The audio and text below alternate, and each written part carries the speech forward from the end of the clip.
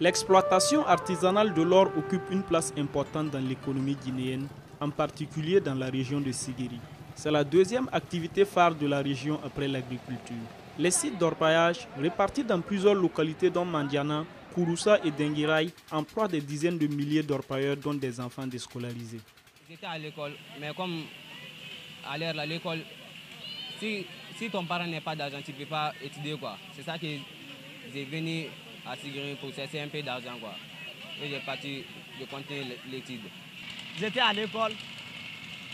Mes parents n'étaient pas de moyens pour m'aider à avancer mes études, quoi. C'est pour cela que je suis abandonné à l'école. Si c'était moi, je voulais continuer jusqu'à la fin de ma vie, quoi. Je vais terminer mes études. Je peux gagner par jour 80 000, 100 000, 50 000. Ça dépend, quoi. Quand je gagne cet argent-là, je divise par deux. Je donne l'autre part à ma mère et mes parents. Je garde l'autre part. À Sigiri, l'orpaillage, bien qu'il contribue énormément dans l'économie du pays et de la région, n'a pas que des avantages. Il est un frein à la scolarisation des enfants et est la principale explication de l'abandon scolaire. C'est tout le système éducatif guinéen qui en souffre. L'orpaillage pèse à un impact négatif sur le système éducatif. Imaginez un élève qui se permet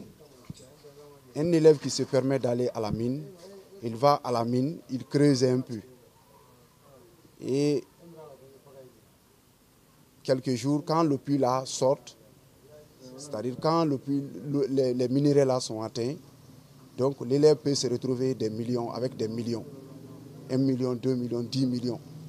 Voilà, un élève, un lycéen par exemple, ou un collégien, un petit collégien, peut avoir le prix d'une voiture.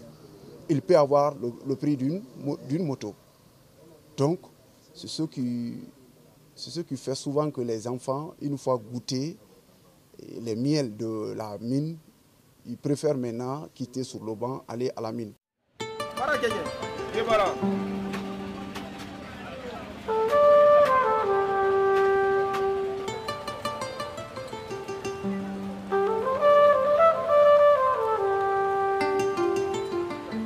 L'abandon scolaire a beaucoup de conséquences.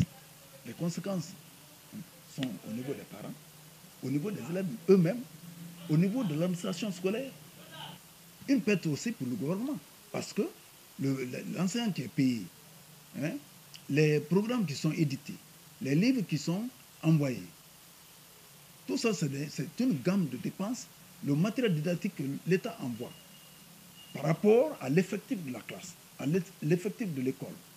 L'amélioration de l'infrastructure, l'amélioration de l'équipement de l'école, ça aussi, ça sera une grande perte pour l'État.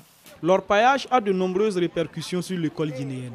Des milliers d'enfants abandonnent l'école chaque année pour s'adonner aux activités minières. Des parents aux encadreurs en passant par l'État, les responsabilités sont partagées. Les parents ont une très grande responsabilité. Parce que imaginez, il ne s'agit pas de scolariser ton enfant. Il s'agit de veiller, il s'agit d'encadrer ton enfant.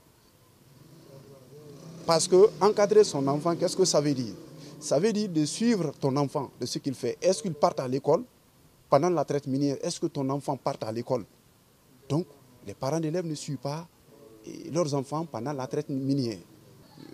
Je ne vois pas l'apport de l'État dans le système éducatif dans les zones minières.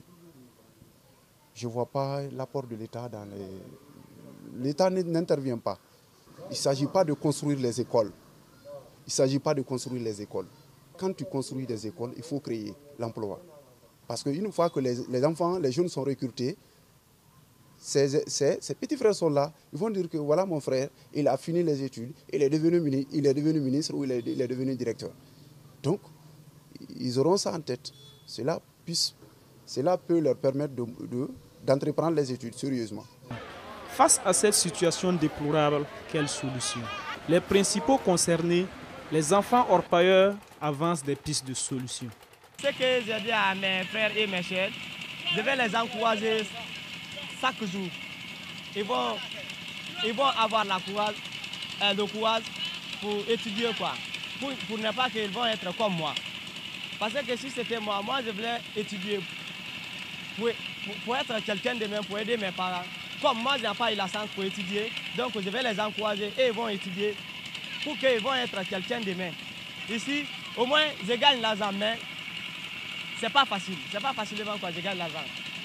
Quand tu étudies, quand tu es par un ministre ou bien un directeur, si vous êtes dans votre bureau, vous pouvez gagner l'argent là-bas, peut-être facilement. Mais ici, le travail que tu veux, c'est ça que tu vas gagner.